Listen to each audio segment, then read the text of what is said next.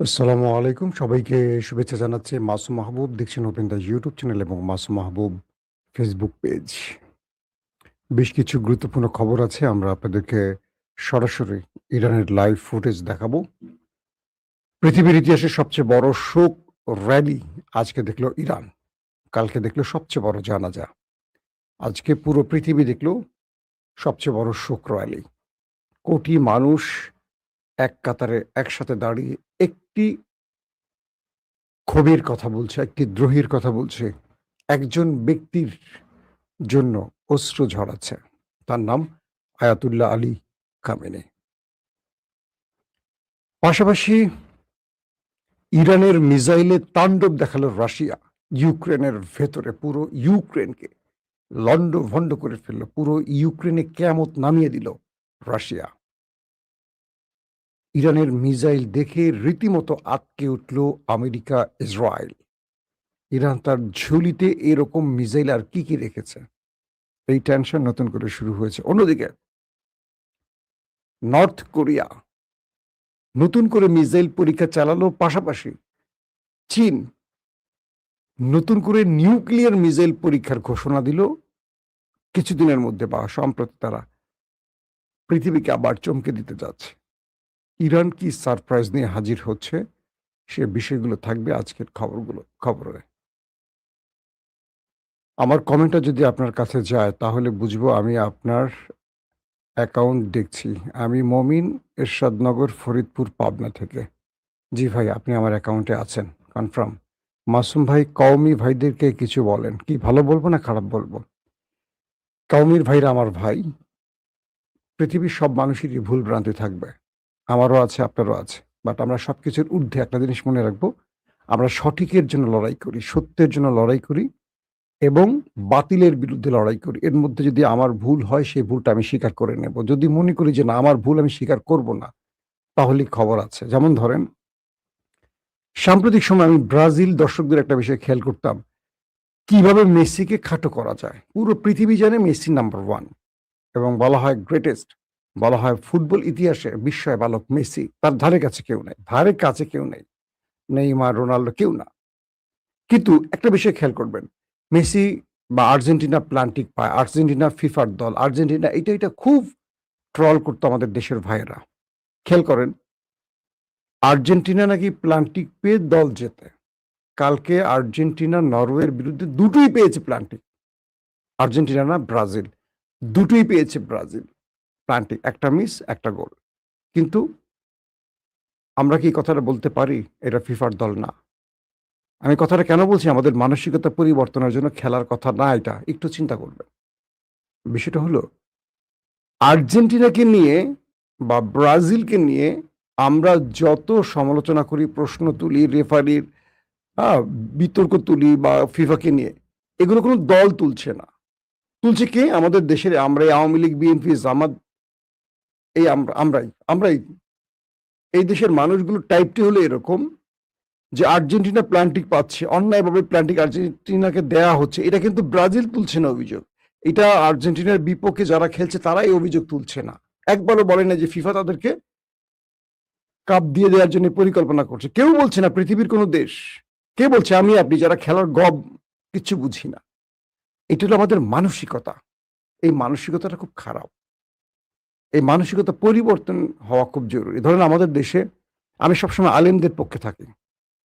কোনটা ভুল হলে আমি বলি, কিন্তু আলেমদের পক্ষে থাকি আমার অবস্থান। আমি কখনো দেখবেন চরমোনাই, জামাত, ইসলামী ঐক্যজোট এদের মধ্যে বিভ্রান্তি তৈরি করি না। এদেরকে আমি এক করার চেষ্টা করি। যার ফলে জামাত বলেন, চরমোনাই বলেন, হেফাজত বলেন, তারা আমাকে পার্সোনালি নক করে, মাসুম আমাদের মধ্যে কিন্তু একটা সমস্যা হচ্ছে, আপনারা একটু কথা বলেন যাতে আমাদের ঐক্য ধরে রাখতে পারি। মানে আমরা সেতু বন্ধনটা তৈরি করে দেই। আমাকে দেখবেন না কখনো কোনো দলের এইভাবে প্রকাশ্যে সমালোচনা করি, ফ্যাসিস্ট হাসিনা ছাড়া। কারণ আমি মনে করি যে আমার একটা তথ্য যদি ভুল হয়, আমাকে আল্লাহর দরবারে দাঁড়াতে হবে এবং আল্লাহকে জবাব দিতে হবে। কিন্তু আমাদের আলেমরা দেখবেন, খামেনি কাফের, খামেনি এইটা, খামেনি এইটা, খামেনি ওইটা, কি বলে, জাকির নায়েক কাফের বলে ফেলছে।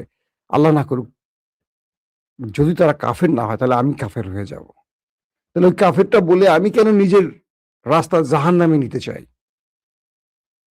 আমাদের ইনায়েতুল্লাহ আব্বাসী দেখবেন অনেকের কথায় কথায় কাফের বলে, আল্লাহ মাফ করুক তাকে। এই কাফের সম্বোধনের জন্য তার কি হবে? তিনি একমাত্র পৃথিবীর কোরআন এবং হাদিস জানার পণ্ডিত নন, তার চেয়ে আরো লক্ষ লক্ষ পণ্ডিত আছেন, তার চেয়ে 100 গুণ উপরে বোঝেন। তিনি হয়তো বাংলাদেশের একটা গোষ্ঠীর কাছে, কিন্তু পুরো পৃথিবী, একটা বিশাল পৃথিবী আছে। আমরা যারা পৃথিবীর বহু দেশ ঘুরি, আমাদের কাছে পৃথিবীটা অনেক বড় লাগে, কিন্তু যারা শুধু এই দেশের মধ্যে থাকে, ধরেন একটা চরের মধ্যে যাদের জীবন, তারা মনে করে আরে আল্লাহ আমি তো রাজা বাদশা, কিন্তু তাকে আমেরিকা ছেড়ে দেন, সে মনে করবে আয় হায় আমি তো একটা তেলা পোকা। পৃথিবীটা আবার মিল্কি গ্যালাক্সির কাছে একটা ছোট্ট পিঁপড়া। এই যে পৃথিবীটা, পৃথিবী নামক যে বিশাল কিছু একটা আমরা মনে করি, এটা মিল্কি কাছে একটা ক্ষুদ্র কিছু। এই মিল্কি আবার আল্লাহর আরো অনেক বিশাল বিশাল আশ্চর্যজনক কিছু তৈরি আছে, যেখানে এই মিল্কি তাদের কাছে আবার একটা তেলা পোকা। বিষয়গুলো হলো এরকম। তাই আমাদের চিন্তা করতে হবে, আমি যা জানি আল্লাহ তার চেয়ে বেশি জানেন। অতএব আমাকে নমনীয় হতে হবে, আমাকে অহংকারী হওয়া যাবে না। আসেন মূল খবরে। চায়নার নিউক্লিয়ার মিসাইল পরীক্ষার ঘোষণা আসলো। অর্থাৎ চায়না ঘোষণা দিল তারা নিউক্লিয়ার মিসাইল পরীক্ষা চালাবে। যদিও ওয়ারহেড গুলো ডামি বসানো হবে, যে নিউক্লিয়ার ওয়ারহেডের কথা, এখানে তারা নিউক্লিয়ার বসাবে না, এখানে ওয়ারহেডটা বসাবে ডামি, কিন্তু এই পরীক্ষাটা চালাবে। এই পরীক্ষাটা এমন সময় চায়না ঘোষণা দিল যখন আমেরিকা ইসরায়েল অপেক্ষায় আছে ইরানকে নিয়ে একটা বড় অ্যাডভেঞ্চারের জন্য। কথাটা কি বুঝতে পারছেন? অর্থাৎ ইরানকে নিয়ে বড় রকম আরেকটা অ্যাডভেঞ্চার করতে পারে আমেরিকা এবং ইসরায়েল। তাদের মধ্যে এখন একটা বড় রকম আতঙ্ক তৈরি হয়েছে যে যে কোনো সময় ইরান মিসাইল, মানে নিউক্লিয়ার মিসাইল তৈরি করে ফেলতে পারে। এই আতঙ্কটা কিন্তু এখনো তাদের মধ্যে আছে, তাই তারা ইরানের বিরুদ্ধে একটা যুদ্ধ করতে চায়।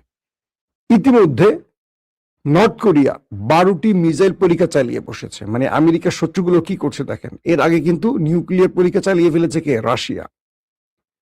নতুন খবর হলো ইরানের সেকেন্দার মিসাইল নিয়ে, আর কি কি জানি মিসাইল রাশিয়া নিয়ে রাশিয়া ইউক্রেনের মধ্যে কিয়ামত ঘটিয়ে দিয়েছে। এত ম্যাসিভ আকারে অ্যাটাক করেছে যেটা পূর্বে করেনি। পুরো ইউক্রেনকে ওলট পালট করে দিয়েছে রাশিয়া। এবং সেই অ্যাটাকগুলো করছে কি দিয়ে? ইরানি মিসাইল, ইরানি ড্রোন দিয়ে। এখন বোঝেন, রাশিয়া অ্যাটাক করছে, কিন্তু যেই জিনিসগুলো ব্যবহার করছে, ড্রোন বা মিসাইল, এগুলো হলো ইরানের তৈরি। এতে করে ইরান কয়টা বার্তা দিল? এক, আমেরিকা ইসরায়েল চেয়ে দেখো, রাশিয়া যেগুলো মারছে সেগুলো আমার তৈরি, এগুলো আমি এখন তোমাকে মারি নাই, মানে আমি মজুদ রাখছি তোমার আগামী দিনের যুদ্ধের জন্য। তুমি যখন আগামী দিনে আমার উপর হামলা করবা, তখন আমি তোমার উপর কি কি অ্যাটাক করতে পারি, আমার ঘরে কি কি মজুদ আছে, আমি তোমাকে একটা সিমটম বা একটা ছোট্ট মহড়া দেখালাম রাশিয়ার মাধ্যমে। ইউক্রেন রাশিয়ার জ্বালানি কেন্দ্রগুলোকে টার্গেট করে বড় অ্যাটাক করেছে কয়েকদিন আগে, যে কারণে রাশিয়া জ্বালানি সংকটে পড়ে গেছে। এবং রাশিয়া যাদের কাছে তেল বিক্রি করে, খেয়াল করবেন, রাশিয়া একটা বড় তেল রপ্তানিকারক দেশ। সেই রাশিয়া যেসব দেশের কাছে তেল বিক্রি করে, রাশিয়াকে সেখান থেকে আবার তেল কিনতে হয়েছে। যারা বিক্রি করে তাকে কিনতে হয়েছে তার কাছ থেকে, কারণ রাশিয়ার তেলের সংকট সৃষ্টি হয়েছে, কারণ ইউক্রেন ইউরোপের সাহায্য নিয়ে রাশিয়ার মধ্যে এত ম্যাসিভ আকারে অ্যাটাক করেছে। এবার সেই ইউক্রেনকে রাশিয়া এত বড় আক্রমণ করে পুরো ইউরোপকে বলে দিয়েছে সাবধান থাকো, আমি আসছি, তোমরা সাবধান থাকো, আমি আসছি। এত বড় আক্রমণ ইউক্রেন আশা করে নাই। কিন্তু ইউক্রেন রাশিয়ার ভেতরে আক্রমণের পর, রাশিয়া যদি এই আক্রমণটি ইউক্রেনে না করত, তাহলে আমেরিকা ইউরোপ রাশিয়াতে ইউক্রেনের মাধ্যমে আরো বড় আরেকটি আক্রমণের পরিকল্পনা তৈরি করছিল। এবার তাদের ইউক্রেনের মধ্যে পুরো কিয়ামত ঘটিয়ে দিয়েছে রাশিয়া।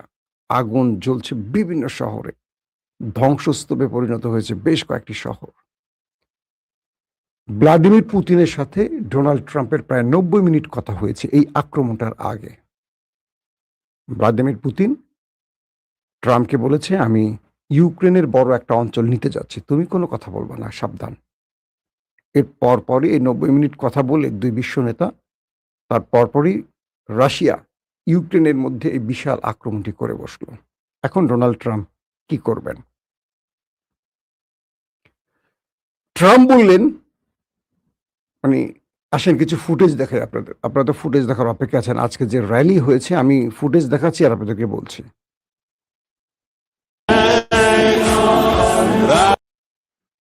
দর্শক, আমরা একটা ফুটেজ দিচ্ছি।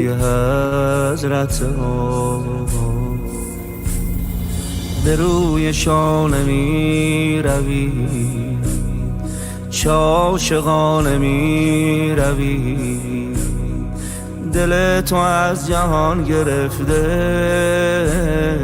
بی تو دل دریا گرفت دنیا تو را از ما گرفت আমরা আপনাদেরকে আরেকটি ফুটেজ দেখিয়ে আনি।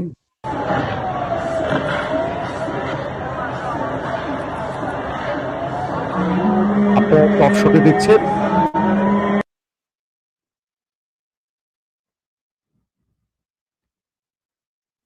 ফুটেজটা আপনারা আরেকবার দেখার চেষ্টা করেন।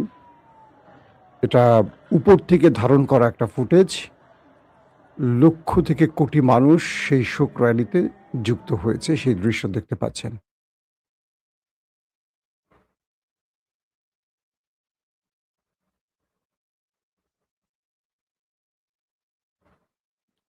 প্রিয় দর্শক, আসেন কয়েকটা মূল খবরে আসে। ইরান ঘোষণা দিয়েছে তারা শোক শেষ করে তারা লাল পতাকা টাঙিয়েছে এবং শত্রুর বিরুদ্ধে তারা বড় অভিযানে যাবে। অর্থাৎ ইরানের আয়াতুল্লাহ আলী খামেনির রক্তের বদলা তারা নেবে। ইতিমধ্যে খামেনির 3 পুত্র জানাজায় উপস্থিত হলেও আমেরিকা ইসরায়েলের আতঙ্ক জম মুজতফা খামেনি সেই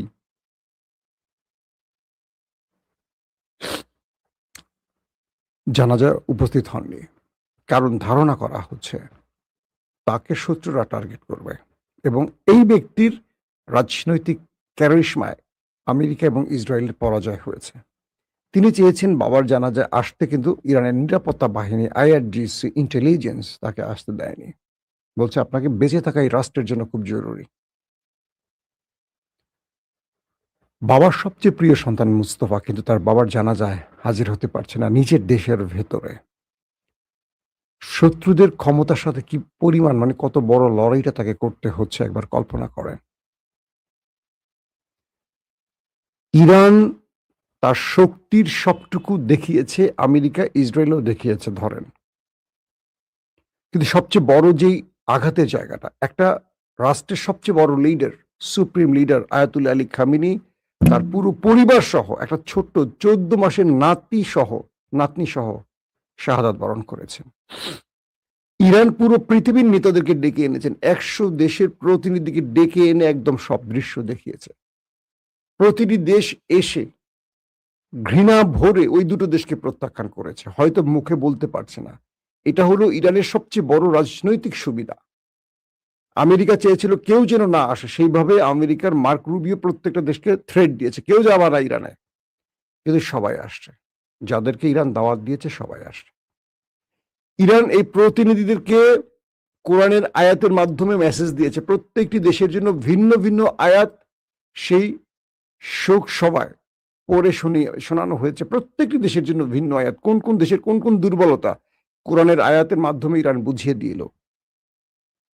পাশাপাশি প্রত্যেকটা নেতার সাথে ইরানের ডেলিগেটরা, ইরানের রাষ্ট্রীয় কর্তা ব্যক্তিরা ক্যামেরার আড়ালে বড় বড় বিষয়গুলো নিয়ে আলোচনা করছে সবগুলো দেশের সাথে।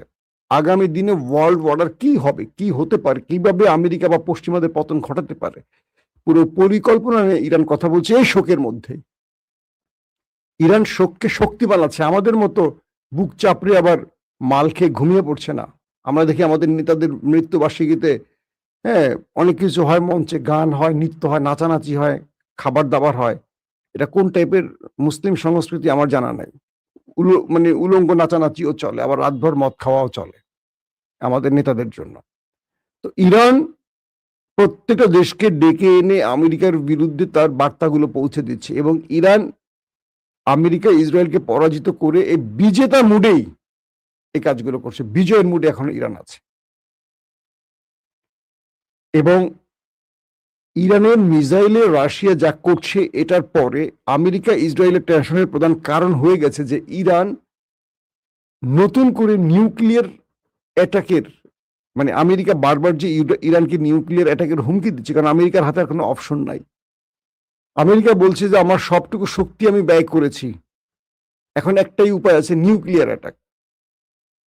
আমেরিকা কথাটা বারবার বলছে দুটো কারণে, এক, আমেরিকা ইরানকে ভয় দেখাতে চায়, অন্যথায় ইরান যেন বলে ফেলে তুমি এটা করলে আমিও করব। মানে ইরানের কাছে যে নিউক্লিয়ার তৈরি হয়েছে কি হয়নি আমেরিকা এটা বোঝার জন্য সর্বশেষ খেলাটা খেলছে, কার্ডটা ছুটছে। কিন্তু ইরান এই শোক সভায় ঘোষণা দিয়েছে তারা বদলা নেবে এবং সর্বোচ্চ বদলা নেবে, এবং ওই ইসরায়েল নামক দেশটিকে পৃথিবীর মানচিত্র থেকে মুছে ফেলবে এই ঘোষণাও দিয়েছে। প্রতিটা ক্ষেত্র থেকে, প্রতিটা সংস্থা থেকে ইরানের এই কি বলবো ঘোষণা আসছে। একজন আলী খামেনি ইরানের ঘুম ভেঙে দিয়েছে।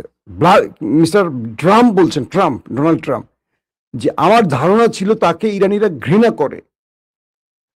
তিনি যে ইরানে এত জনপ্রিয়, ইরানে এত বড়, মানে এত বেশি প্রিয় মানুষ, বা ইরানের প্রত্যেকটি মানুষের হৃদয়ে তার অবস্থান, আমি তাকে হত্যার পরে বুঝতে পেরেছি। যদি বুঝতাম তাহলে এভাবে তাকে মারতাম না, তার সাথেই আলোচনা করে সমাধান করার চেষ্টা করতাম। ড্রাম বলছে, ড্রাম, তার মানে বুঝতে পারছেন এই লড়াইতে ট্রাম্পের পরাজয় ঘটেছে আর ইরানের বিজয় ঘটেছে। আল্লাহ হাফেজ।